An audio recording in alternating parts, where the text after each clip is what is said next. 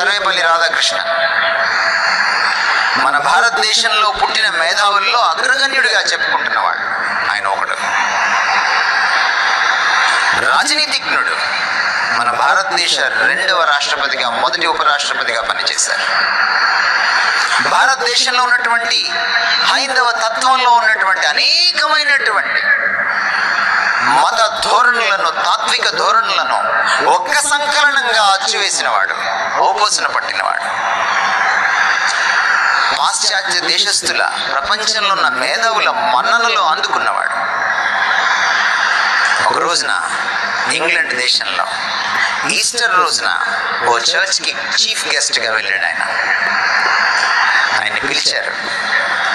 ఆయన చర్చ్లో నిలబడి మాట్లాడుతూ ఆయన ఒక మాట అన్నాడు, అబ్బురపరిచే మాట. You Christians, you